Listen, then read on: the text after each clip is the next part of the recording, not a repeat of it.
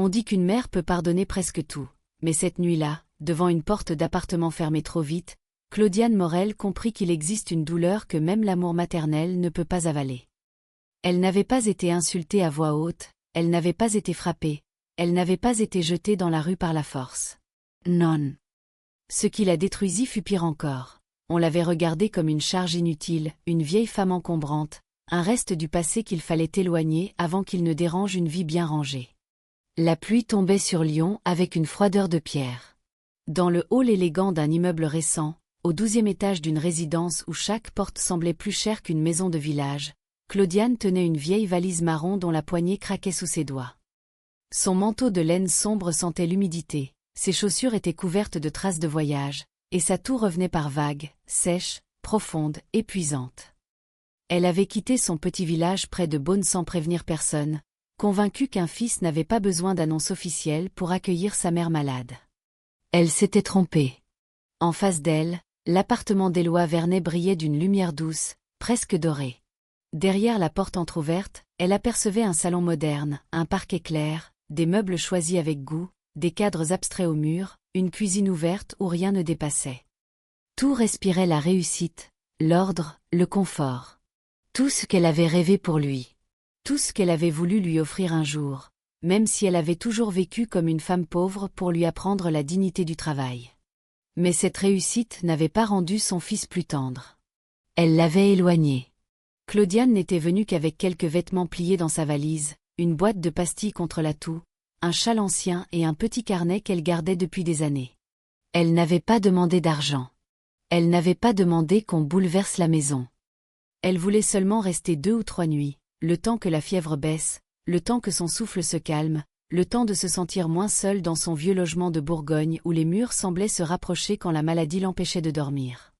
Pourtant, à peine arrivée, elle sentit que sa présence pesait déjà. Éloi, l'enfant qu'elle avait recueilli autrefois sous une pluie d'hiver près d'une église de village, se tenait devant elle avec un malaise évident. Son visage avait encore cette douceur qu'elle avait tant aimée lorsqu'il était petit, mais ses yeux évitaient les siens. Il regardait la valise, puis le sol, puis la silhouette de sa femme au fond du salon.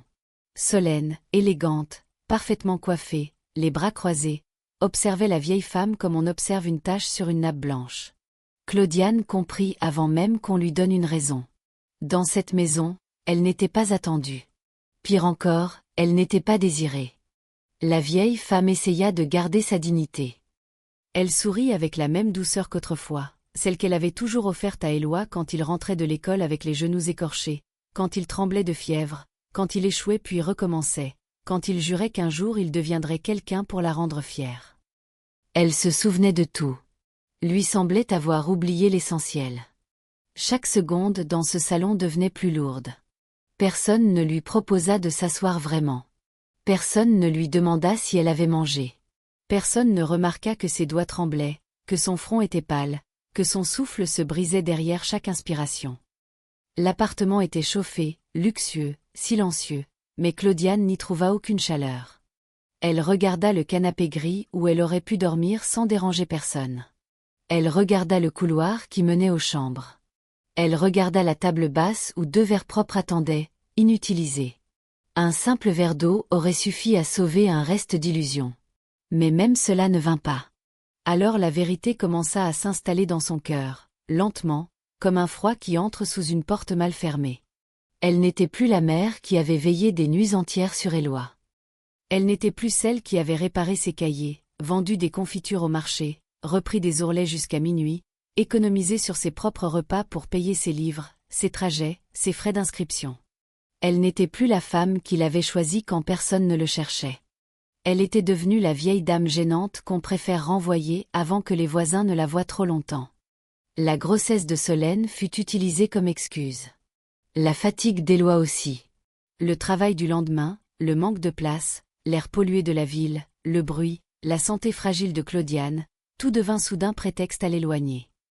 Les mots étaient polis, les gestes mesurés, les voix contrôlées, mais le rejet était net. Il n'avait pas besoin d'être brutal pour être cruel. Claudiane resta immobile, la main serrée sur la poignée de sa valise. Une partie d'elle voulait supplier. Une autre voulait rappeler à Éloi ce qu'elle avait fait pour lui.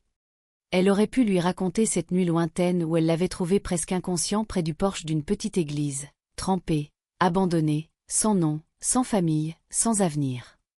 Elle aurait pu lui dire que si elle ne s'était pas arrêtée, il ne serait peut-être jamais devenu l'homme qui la repoussait aujourd'hui.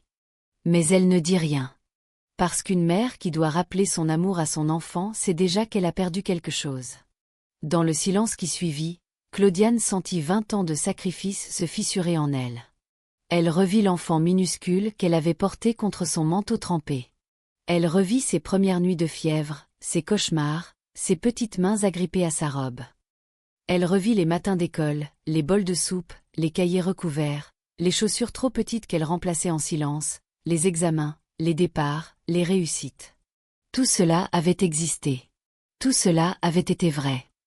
Et pourtant, ce soir-là, devant son propre fils, elle se sentit plus étrangère qu'une inconnue croisée dans la rue. Éloi finit par appeler un taxi. Il le fit avec cette voix basse des hommes qui savent qu'ils agissent mal mais préfèrent éviter le regard de leur propre faute. Claudian l'observa sans pleurer. Les larmes viendraient peut-être plus tard, dans une chambre froide, dans un train, ou jamais. Pour l'instant, son chagrin était trop profond pour sortir. Elle reprit sa valise. Le couloir de l'immeuble lui parut interminable. Chaque pas résonnait comme un verdict. Derrière elle, la porte se referma doucement, sans fracas, sans scandale, avec cette politesse glaciale qui rend certaines humiliations encore plus difficiles à supporter. Claudiane attendit l'ascenseur seule, sous la lumière blanche du palier. Dans le reflet métallique des portes, elle vit une vieille femme fatiguée, courbée par l'âge, vêtue simplement, tenant une valise trop ancienne pour ce décor luxueux. Mais dans ce même reflet, quelque chose changea. Son regard n'était plus seulement triste. Il devenait clair, ferme, presque dangereux. Car Claudiane Morel n'était pas la pauvre vieille femme que Solène croyait avoir renvoyée. Elle n'était pas seulement une mère blessée, ni une retraitée de province sans défense. Sous ce manteau usé, derrière cette valise banale, se cachait un nom que personne dans cette famille ne connaissait encore vraiment. Un nom lié à des propriétés parisiennes, à des comptes oubliés, à des titres dormants, à un patrimoine que Claudiane avait enterré pendant 2 décennies pour vivre loin du bruit, de l'argent et des faux sourires. Pendant 20 ans, elle avait choisi le silence. Cette nuit-là, son silence prit fin. Lorsqu'elle descendit dans la rue, la pluie avait redoublé. Le taxi l'attendait devant l'immeuble, phares allumés, moteur tremblant dans l'air froid. Claudiane monta à l'arrière, posa sa valise sur ses genoux et ne regarda pas une seule fois vers la résidence. Elle ne voulait plus voir ses fenêtres éclairées derrière lesquelles son fils retrouvait son confort, soulagé peut-être d'avoir réglé le problème. Mais le problème n'était pas réglé.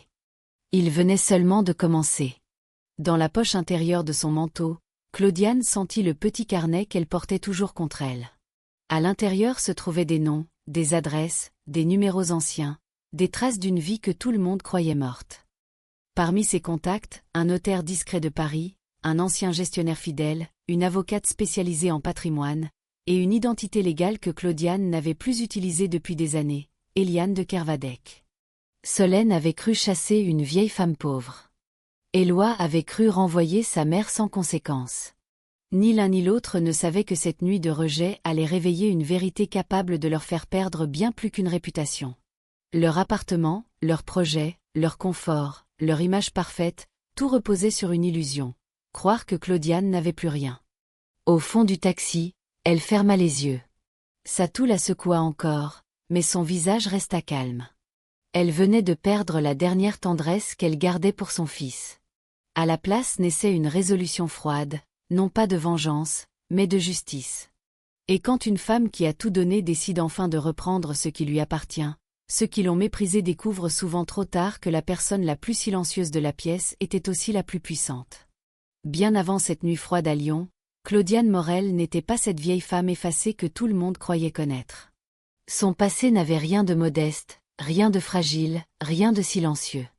Il était lourd, immense, et soigneusement enterré. 20 ans plus tôt, elle vivait à Paris sous un autre nom, dans un monde où l'argent circulait sans compter et où les décisions se prenaient en quelques signatures.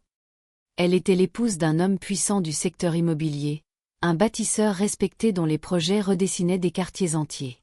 À ses côtés, Elle n'était pas une simple femme d'apparence, mais une présence discrète et stratégique, observant, comprenant, retenant tout. Leur vie s'organisait entre réunions privées, dîners d'affaires et voyages constants, une existence rapide, brillante, presque irréelle. Puis tout s'effondra en une seule journée. Un accident brutal emporta son mari et leur enfant biologique lors d'un déplacement professionnel. En quelques heures, Claudiane passa d'un sommet de stabilité à un vide absolu. L'appartement parisien, autrefois vivant, devint une structure froide. Les pièces vastes résonnaient du silence. Les meubles restaient à leur place, mais la vie avait disparu. Les appels cessèrent progressivement. Les partenaires devinrent prudents. Les proches reprirent leurs habitudes. Elle, en revanche, resta figée dans une absence totale de direction. Elle ne cria pas. Elle ne s'effondra pas publiquement. Elle fit quelque chose de bien plus radical. Elle disparut. Sans conflit, sans scandale, sans rupture visible, elle confia la gestion de l'entreprise à une équipe juridique et financière solide, signa les documents nécessaires, verrouilla les comptes sous des structures légales précises et transféra la majorité de ses actifs dans des dispositifs protégés. Elle ne vendit rien dans la précipitation. Elle ne dilapida pas. Elle mit tout en sommeil, comme si elle plaçait sa vie entière dans un coffre fermé dont elle seule possédait la clé. Puis elle quitta Paris. Personne ne comprit réellement pourquoi. Certains parlèrent de dépression. D'autres évoquèrent un besoin de retraite. Quelques-uns imaginèrent qu'elle n'avait pas supporté la pression. La vérité était plus simple et plus froide. Elle refusait de continuer une vie qui n'avait plus de sens. Elle ne voulait plus être associée à ce monde. Elle ne voulait plus être regardée comme la veuve d'un homme célèbre. Elle voulait disparaître de toute narration. Elle choisit un village discret en Bourgogne, loin des regards, loin des réseaux, loin des attentes. Là, elle acheta une petite maison avec un toit ancien, entourée de champs et d'arbres, un endroit où personne ne poserait de questions. Elle adopta une identité simple, presque banale. Elle apprit à vivre lentement. Elle réduisit volontairement son confort. Elle s'imposa une existence dépouillée. Mais ce retrait n'était pas une fuite vide. C'était une décision. Claudiane voulait comprendre ce qu'il restait d'elle sans richesse, sans statut, sans regard extérieur. Elle voulait savoir si elle était encore capable de donner sans attendre, d'exister sans être reconnue. Elle se priva volontairement de son propre pouvoir pour reconstruire quelque chose de plus essentiel. Pendant des années, elle vécut ainsi, presque invisible. Elle travaillait juste assez pour subvenir à ses besoins apparents. Elle cousait, cultivait un petit potager, vendait quelques produits au marché. Elle parlait peu, observait beaucoup. Les habitants la respectaient sans la connaître. Elle devenait une silhouette familière mais distante. Puis un jour, le passé ne revint pas sous forme de souvenir. Il apparut sous forme d'un enfant. C'était une fin d'après-midi humide, sous un ciel chargé. Près d'une petite église en pierre, elle aperçut un corps immobile dans un coin protégé du vent. Ce n'était pas un objet abandonné.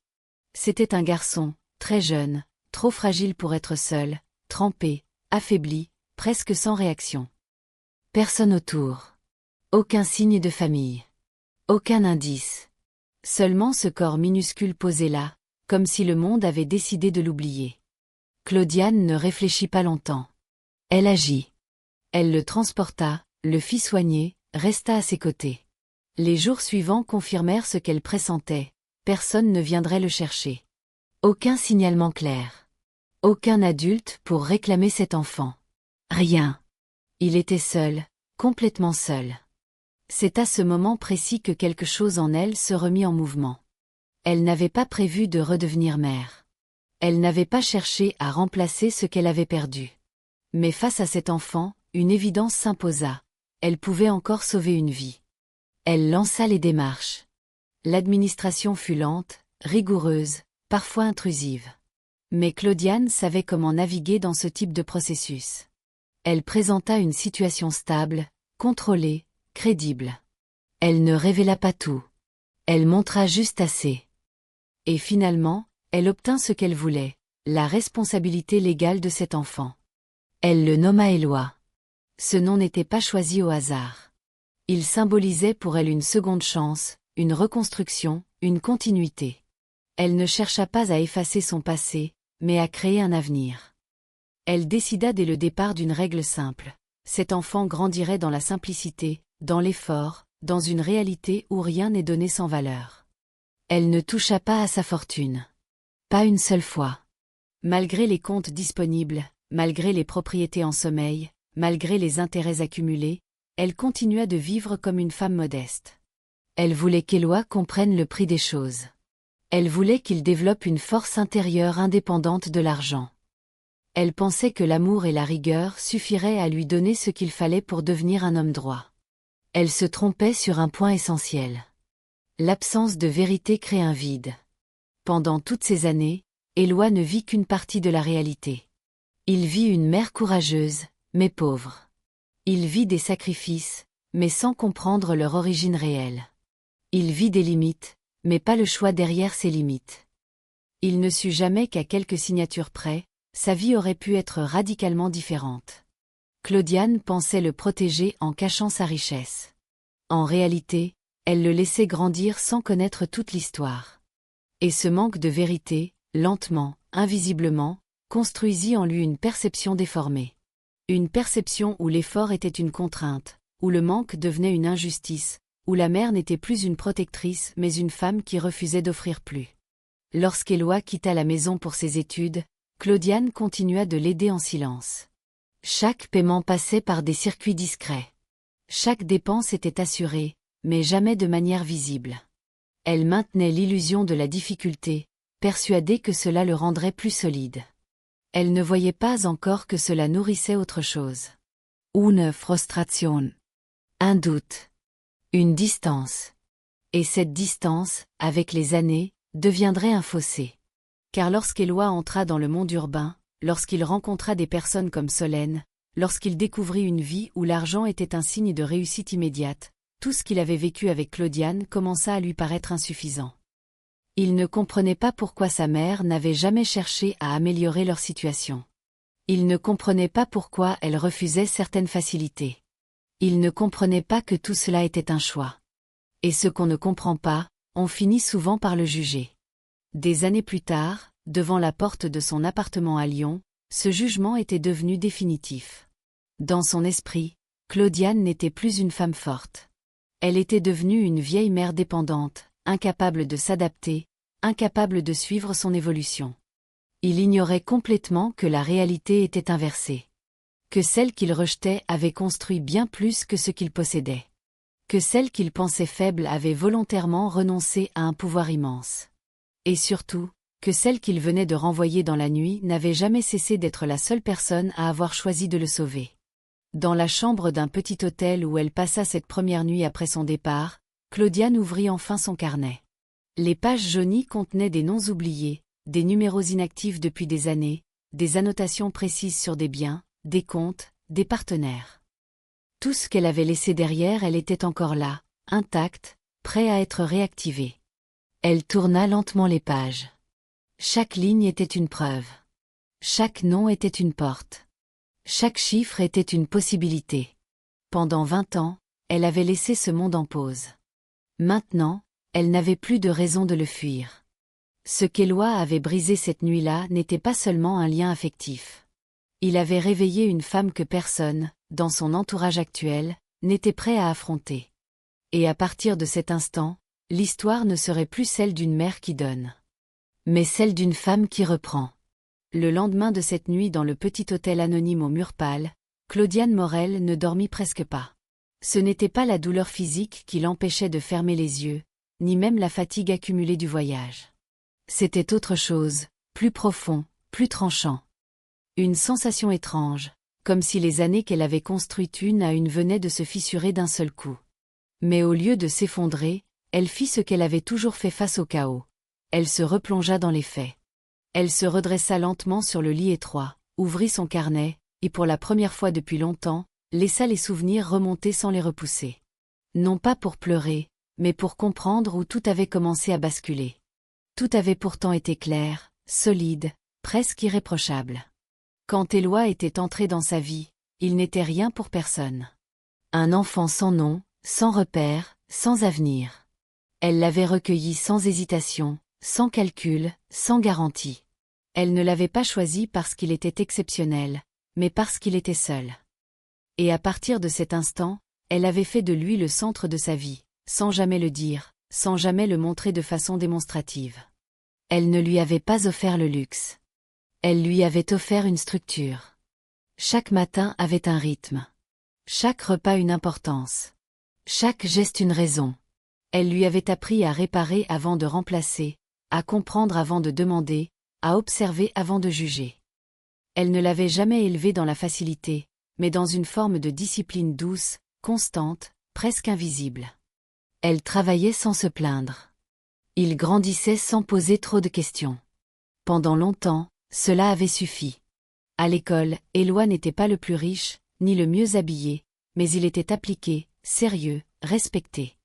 Les enseignants voyaient en lui un élève stable, prometteur. Claudiane assistait à ses progrès en silence, toujours en retrait, toujours discrète. Elle ne cherchait pas à être félicitée.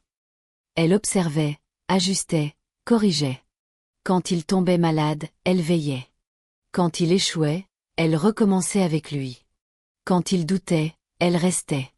Et jamais, pas une seule fois, elle ne lui fit sentir qu'il n'était pas son enfant de sang. Pour elle, cette différence n'existait pas. Mais avec le temps, quelque chose d'invisible commença à changer. Pas dans les gestes de Claudiane. Dans le regard d'Éloi. L'adolescence apporta les premières fissures. Pas des conflits ouverts, pas des crises violentes, mais des décalages. De petites incompréhensions. Des silences plus longs. Des questions sans réponse claire. Pourquoi vivre ainsi alors que d'autres avaient plus? Pourquoi refuser certaines aides? Pourquoi ne jamais parler du passé? Claudiane répondait peu. Elle pensait que le temps suffirait. Elle pensait que les valeurs qu'elle lui avait transmises prendraient le dessus. Elle pensait que la vérité n'était pas nécessaire tant que l'essentiel était là. Mais ce qu'elle ne voyait pas encore, c'est que le monde extérieur avançait plus vite que son silence. Quand Éloi quitta le village pour ses études à Dijon, tout s'accéléra. Là-bas, il découvrit autre chose. Des étudiants qui vivaient sans compter. Des appartements modernes. Des vêtements neufs chaque saison. Des téléphones récents. Des habitudes différentes. Il ne lui fallut pas longtemps pour comparer. Et la comparaison fit naître un malaise qu'il ne formula jamais clairement, mais qui grandit en lui comme une certitude lente, il avait manqué de quelque chose. Claudiane continuait pourtant de le soutenir, toujours de la même manière. Chaque trimestre, les frais étaient payés. Chaque besoin essentiel couvert. Mais toujours avec cette même distance, cette même retenue, cette même absence d'explication. Elle voulait qu'il avance par lui-même. Lui commençait à croire qu'elle ne pouvait pas faire mieux. Et entre ces deux perceptions, un écart dangereux se creusa. Quand il réussit ses examens, il n'y eut pas de grande célébration. Quand il obtint son diplôme, il n'y eut pas de démonstration. Claudiane resta fidèle à elle-même. Fière, mais silencieuse. Présente, mais discrète. Et c'est précisément ce silence qui fut mal interprété. Dans l'esprit d'Éloi, ce manque de réaction devint une preuve. Une preuve que sa mère n'était pas capable de comprendre son évolution. Qu'elle était restée coincée dans un monde trop simple, trop limité, trop éloigné de ce qu'il devenait. Puis vint Lyon. Un emploi. Un appartement. Une nouvelle vie. Et surtout, Solène. Solène n'était pas seulement une compagne. Elle représentait tout ce que Claudiane avait volontairement écarté pendant 20 ans, l'ambition directe, le rapport frontal à l'argent, la recherche de confort immédiat, l'image sociale maîtrisée. Elle parlait avec assurance. Elle décidait rapidement. Elle jugeait sans hésitation. Et dès le début, elle observa Claudiane avec une distance froide. Elle ne voyait pas une mère forte. Elle voyait une femme simple, sans influence, sans moyens visibles, sans utilité concrète dans leur avenir. Éloi, déjà fragilisé par ses propres doutes, commença à adopter ce regard sans même s'en rendre compte. Pas du jour au lendemain. Progressivement. Les appels se firent plus courts. Les visites plus rares. Les discussions plus superficielles. Et chaque fois que Claudiane proposait quelque chose de simple, quelque chose d'authentique, cela semblait décalé dans leur nouveau monde. Elle ne comprenait pas pourquoi. lui ne cherchait plus à expliquer. Le lien ne se brisa pas brutalement. Il s'effrita. Jusqu'à devenir presque invisible. Et pendant tout ce temps, Claudiane continua de croire que l'essentiel tenait encore. Qu'il suffisait d'attendre. Qu'un jour, il reviendrait. Qu'un jour, il comprendrait. Mais la réalité suivait une autre direction. Car plus Éloi avançait dans sa nouvelle vie, plus il réécrivait son passé. Il ne se voyait plus comme un enfant sauvé. Il se voyait comme un enfant limité. Il ne se souvenait plus des sacrifices. Il retenait les manques. Et ce renversement était irréversible. Dans la chambre silencieuse de l'hôtel, Claudiane ferma son carnet. Elle ne pleurait toujours pas. Parce qu'elle venait enfin de comprendre. Ce qu'elle avait construit avec patience n'avait pas été détruit en une nuit. Cela avait été transformé lentement, année après année, perception après perception, jusqu'à devenir autre chose. Quelque chose qu'elle ne reconnaissait plus. Mais surtout, elle comprenait une chose essentielle. Éloi n'avait pas seulement oublié. Il avait choisi une version du passé qui justifiait son présent. Et face à ce choix, il n'y avait plus de place pour l'explication. Seulement pour une décision. Claudiane se leva, marcha lentement jusqu'à la fenêtre et observa la ville encore humide de la nuit précédente. Les rues commençaient à s'animer, les voitures circulaient, les gens reprenaient leur rythme habituel. Pour eux, rien n'avait changé. Pour elle, tout venait de basculer. Car désormais, elle n'allait plus chercher à être comprise. Elle n'allait plus attendre un retour. Elle n'allait plus corriger une perception. Elle allait faire apparaître la vérité. Et quand la vérité sortirait enfin de l'ombre, ce ne serait pas une simple révélation. Ce serait une fracture. Une fracture entre ce qu'Éloi croyait être. Et ce qu'il avait réellement été depuis le début. Dès l'aube qui suivit cette nuit de rupture, Claudiane Morel cessa définitivement d'être la femme effacée que le monde croyait connaître. Il n'y eut pas de scène spectaculaire, pas de déclaration, pas de geste théâtral. Seulement une suite d'actions précises, froides, irréversibles. Elle commença par appeler un numéro qu'elle n'avait pas utilisé depuis 2 décennies. Ce simple appel marqua le véritable point de bascule. À l'autre bout de la ligne, un homme qui avait autrefois travaillé dans l'ombre de son mari reconnut immédiatement sa voix. Cet homme n'était pas un simple contact. Il faisait partie de ces rares personnes qui connaissaient l'étendue réelle de ce que Claudiane avait laissé derrière elle. Il n'y eut pas de surprise dans sa réaction, seulement une forme de respect silencieux, presque intact, comme si le temps n'avait jamais effacé la place qu'elle occupait autrefois. En quelques heures, les premières démarches furent enclenchées. Claudiane ne demanda pas conseil. Elle donna des Instructions. Des demandes simples, mais lourdes de conséquences, vérification des actifs, mise à jour des statuts juridiques, récupération des accès, audit complet de l'ensemble du patrimoine laissé en sommeil. Tout ce qu'elle avait verrouillé 20 ans plus tôt devait être rouvert, analysé, réorganisé. Et tout répondit. Les comptes n'avaient pas disparu. Les biens n'avaient pas été dilapidés. Les structures qu'elle avait mises en place avaient tenu. Mieux encore, le temps avait travaillé pour elle. Les investissements s'étaient valorisés. Les propriétés avaient pris de la valeur. Les intérêts s'étaient accumulés. Ce qu'elle avait laissé n'était pas simplement intact. C'était devenu considérable. Claudiane ne montra aucune émotion. Elle n'était pas surprise. Elle savait exactement ce qu'elle avait construit autrefois. Mais cette fois, elle n'allait plus laisser cet héritage dormir. Elle s'installa temporairement dans un appartement discret à la périphérie de Lyon, loin des regards, loin de toute association avec son fils. Ce lieu n'était pas luxueux, mais parfaitement fonctionnel. Un espace neutre pour reconstruire une stratégie. Car désormais, elle ne vivait plus dans l'attente. Elle avançait. Dans les jours qui suivirent, les rendez-vous s'enchaînèrent. Notaire, avocat, conseiller financier. Tous furent reçus avec la même précision. Claudiane n'élevait jamais la voix, ne montrait aucune impatience, mais chaque détail était vérifié, chaque document relu, chaque décision pesée. Elle reprenait le contrôle. Pas pour se venger, mais pour corriger une erreur. La première erreur apparut rapidement. La maison de Bourgogne. Ce lieu qu'elle avait construit de ses propres mains, pierre après pierre, travail après travail, avait été légalement enregistrée au nom d'Éloi des années auparavant. Une décision qu'elle avait prise par simplicité, par confiance, par facilité administrative. Une décision qu'elle n'avait jamais imaginé devoir corriger.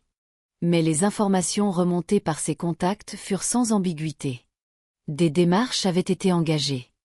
Des discussions avaient eu lieu. Des tentatives de vente discrète avaient été envisagées. Sans qu'elle soit consultée.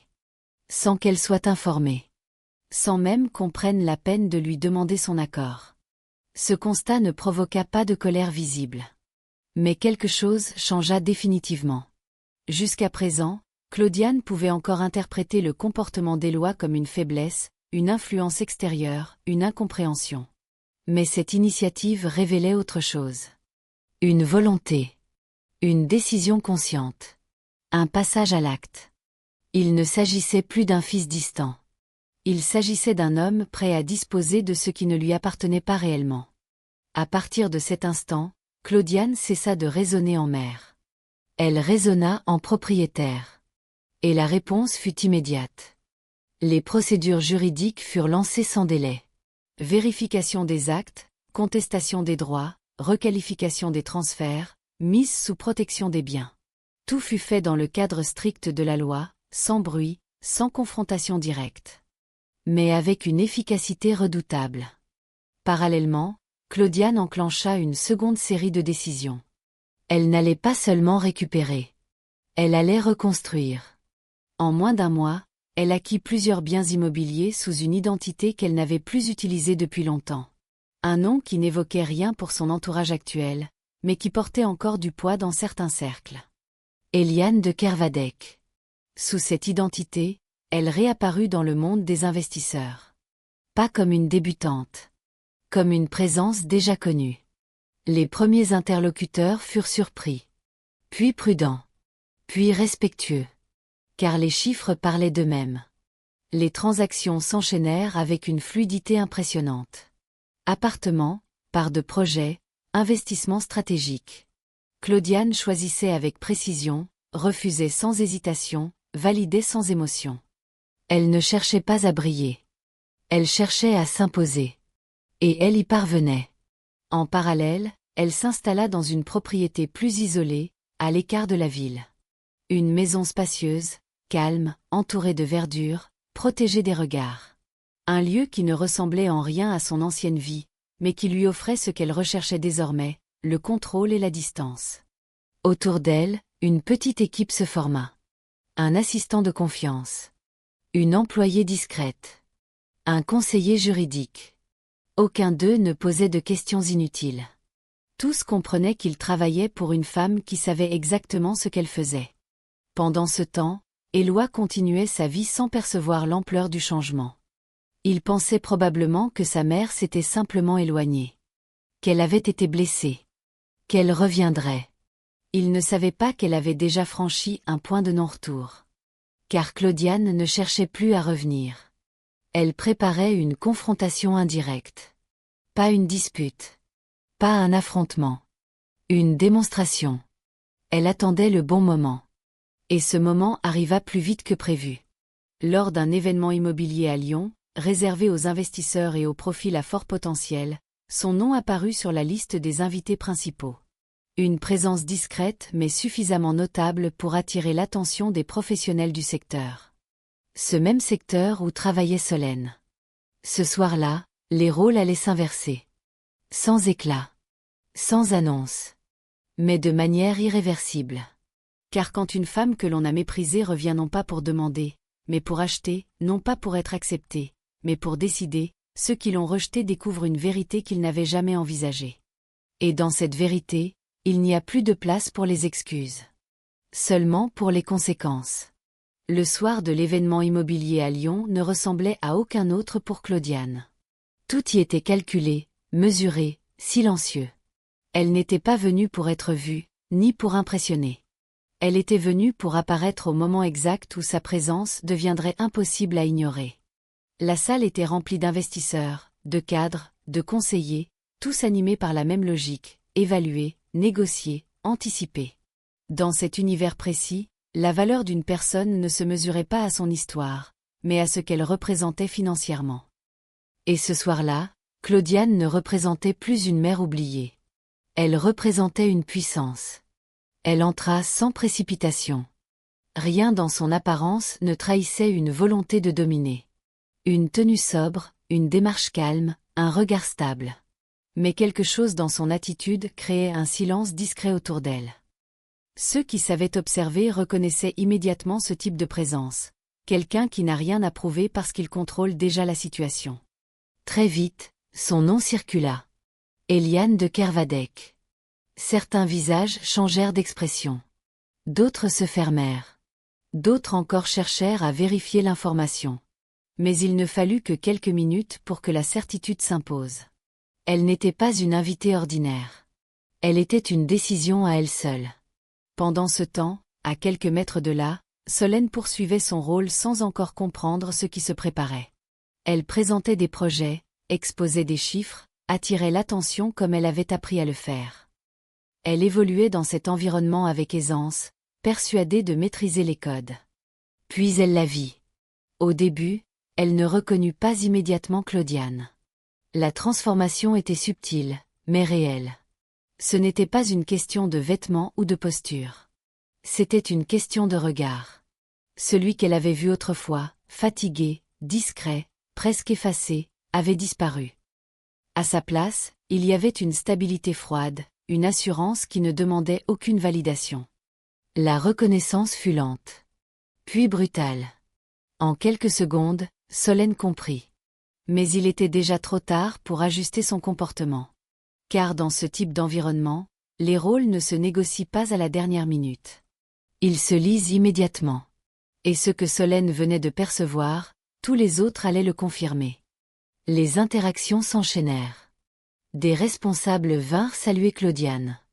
Des dossiers furent présentés directement à elle. Des décisions furent évoquées en sa présence. Chaque geste renforçait une réalité que Solène ne pouvait plus ignorer. La femme qu'elle avait rejetée n'était pas seulement riche. Elle était influente. L'équilibre se brisa complètement lorsque les responsables du projet lui accordèrent une attention prioritaire. L'espace se réorganisa autour d'elle sans qu'elle ait besoin de le demander. Les échanges devinrent plus précis, plus techniques, plus respectueux. Solène, elle, se retrouva en périphérie. Pas exclue, mais déplacée. C'est dans ce déplacement que la chute commença réellement. Car ce qui se jouait n'était pas une humiliation directe. C'était une inversion de position. Une correction silencieuse de la hiérarchie réelle. Claudiane ne chercha jamais à provoquer. Elle ne regarda pas Solène avec insistance. Elle ne rappela rien. Elle n'expliqua rien. Mais chaque signature, chaque validation, chaque décision prise ce soir-là portait une conséquence implicite. Elle n'était plus celle qu'on pouvait ignorer. Dans les jours qui suivirent, l'effet se propagea. Les informations circulèrent dans le secteur. Le nom d'Eliane de Kervadec apparut dans plusieurs transactions importantes. Des montants significatifs furent engagés. Des acquisitions stratégiques furent confirmées. Et progressivement, une question commença à émerger dans certains cercles. D'où venait cette investisseuse qui avançait avec autant de précision et de moyens? Solène chercha des réponses. Elle interrogea discrètement. Elle consulta des Contacts. Elle tenta de reconstruire le parcours de cette femme qu'elle croyait connaître. Mais plus elle avançait, plus la réalité devenait claire et insupportable. Elle n'avait jamais compris Claudiane. Elle ne l'avait jamais évaluée correctement. Elle s'était trompée à un niveau fondamental. Pendant ce temps, Éloi commençait lui aussi à ressentir un décalage. Pas encore une compréhension complète. Mais un malaise. Les appels de sa mère ne venaient plus. Les messages restaient sans réponse. Le silence s'installait. Au début, il interpréta cela comme une réaction normale. Une distance temporaire. Une blessure qui finirait par s'apaiser. Puis le temps passa. Et rien ne changea. C'est alors que les premières rumeurs atteignirent son environnement. Une femme. Un nom. Une description. Une ressemblance troublante. Au début, il refusa d'y croire. Puis il commença à vérifier. Il retourna dans la maison de Bourgogne. Elle était fermée. Les voisins n'avaient aucune information. Les factures étaient réglées à l'avance. Tout indiquait une absence volontaire. Pas une fuite. Une disparition organisée. C'est à ce moment précis que la réalité commença à s'imposer. Mais au lieu de chercher à comprendre, Éloi fit un choix. Un choix qui allait précipiter sa chute. Face au vide, face à l'incompréhension, face à l'absence de contrôle, il chercha une solution rapide. Une solution visible. Une solution qui lui permettrait de reprendre une forme de pouvoir. Il utilisa ce qu'il lui restait. Son image. Son histoire. Ou plutôt, la version qu'il en avait construite.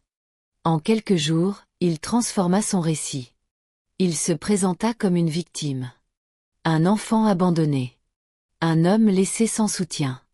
Une personne ayant grandi dans la difficulté sans jamais recevoir ce dont il avait besoin. Ce récit trouva un écho.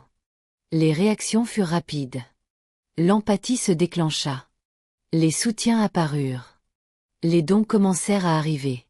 Pour la première fois, Éloi reprenait une forme de contrôle. Mais ce contrôle reposait sur une base fragile. Car la vérité, elle, n'avait pas disparu. Elle attendait. Et Claudiane n'était plus une femme silencieuse. Elle observa. Elle analysa. Elle laissa le mouvement se développer. Elle ne réagit pas immédiatement.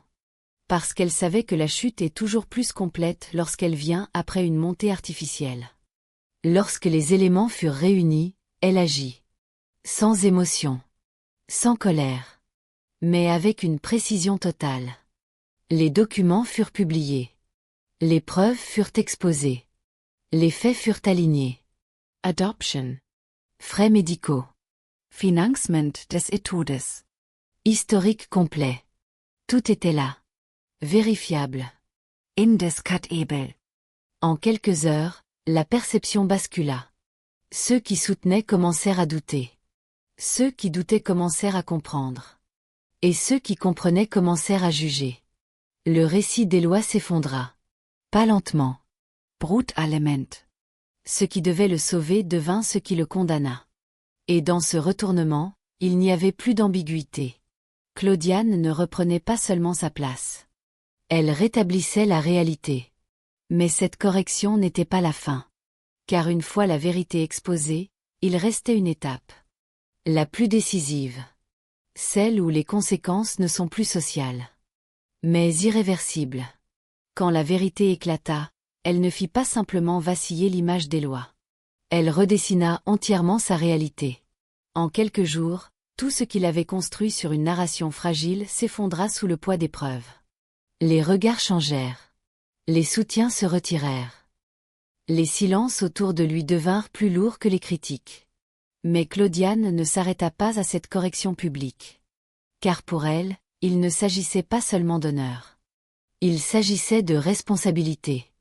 Les démarches juridiques furent lancées avec la même précision que tout le reste. Chaque élément utilisé par Éloi fut analysé. Chaque déclaration vérifiée. Chaque mouvement financier lié à ces campagnes fut retracé. Ce n'était pas une attaque émotionnelle. C'était une procédure structurée. Les accusations étaient claires. Détournement de confiance. Diffusion d'informations mensongères. Collecte de fonds sur des bases trompeuses. Atteinte à la réputation. Tout était documenté. Et surtout, tout était traçable. Éloi, qui pensait encore pouvoir expliquer, corriger, justifier, comprit rapidement que la situation lui échappait complètement. Ce n'était plus une question familiale. Ce n'était plus une incompréhension. C'était un dossier. Un dossier solide. Face à lui, Claudiane ne montrait aucune hostilité visible. Elle ne cherchait pas à l'écraser. Elle ne cherchait même pas à le convaincre. Elle avançait simplement, étape après étape, avec une constance implacable. Car pour la première fois, elle ne réagissait plus en mère. Elle agissait en tant que personne entière. Le jour de l'audience arriva plus vite qu'il ne l'avait imaginé. La salle n'était pas pleine, mais elle était attentive. Les dossiers étaient posés, les éléments organisés, les faits prêts à être examinés. Éloi entra avec un poids qu'il ne savait plus porter. Ce n'était plus la peur de perdre. C'était la certitude de ne plus contrôler. En face, Claudiane était déjà là. Calme. Droite. Présente. Elle n'avait pas changé physiquement de manière spectaculaire, mais tout en elle était différent. Elle n'était plus liée à lui. Elle n'attendait plus rien. Elle ne cherchait pas à réparer. Elle assumait simplement ce qu'il fallait faire. Les éléments furent présentés. Un à un. Sans excès. Sans Dramatisation. Juste les faits. Les Documents d'adoption. Les traces des soins. Les relevés des frais d'éducation. Les transferts réguliers. Les preuves de soutien constant. Et en parallèle, les enregistrements, les publications, les déclarations des lois, démontrant la construction volontaire d'un récit faux. Plus les minutes passaient, plus l'écart devenait évident. Ce n'était pas une version contre une autre. C'était une réalité contre une fabrication. Éloi tenta de se défendre. Pas avec des faits. Avec des explications. Avec des émotions. Avec des justifications. Mais rien ne tenait face à la structure du dossier. Car ce qu'il avait construit reposait sur une interprétation. Et Claudiane avait apporté la totalité du contexte. La décision tomba sans surprise. Responsabilité établie. Condamnation financière. Obligation de restitution. Fermeture des comptes utilisés pour la collecte. Restriction sur toute communication publique liée à cette affaire. Et surtout, reconnaissance officielle de la situation réelle. Le lien n'était pas seulement brisé. Il était redéfini juridiquement. Éloi perdit bien plus qu'un procès. Il perdit sa crédibilité. Son image. Ses appuis. Les conséquences ne furent pas immédiates, mais elles furent profondes. Les opportunités professionnelles se fermèrent. Les relations se distendirent. Les propositions cessèrent. Même son environnement personnel commença à se fissurer. Solène, qui avait construit sa vie sur la stabilité et la projection, ne pouvait pas absorber ce type de chute. Ce qu'elle voyait n'était pas seulement un échec. C'était un effondrement structurel. Et face à cela, elle choisit de partir. Pas dans le bruit. Dans la logique. Elle s'éloigna. Elle se protégea. Elle laissa derrière elle un homme qui, pour la première fois, se retrouvait seul face à ses décisions. Pendant ce temps, Claudiane ne fit aucune déclaration publique supplémentaire. Elle n'expliqua rien. Elle ne commenta pas. Elle ne chercha pas à capitaliser sur la situation. Elle clôtura. Simplement. Car pour elle, l'objectif n'était pas de détruire. C'était de mettre fin à une dérive. Une fois cela accompli, elle n'avait plus rien à prouver. Elle quitta définitivement l'environnement urbain. Elle s'installa dans une propriété au bord d'un lac, loin des réseaux, loin des interactions inutiles. Ce lieu n'était pas une fuite. C'était un choix cohérent avec ce qu'elle était devenue. Le rythme changea. Les journées s'allégèrent. Les obligations disparurent. Elle se mit à peindre. À écrire. À observer. Non pas pour combler un vide. Mais parce qu'il n'y avait plus rien à porter. Dans cette nouvelle vie, il n'y avait plus de rôle imposé. Plus de fonction maternelle. Plus d'attente. Seulement une présence. La sienne.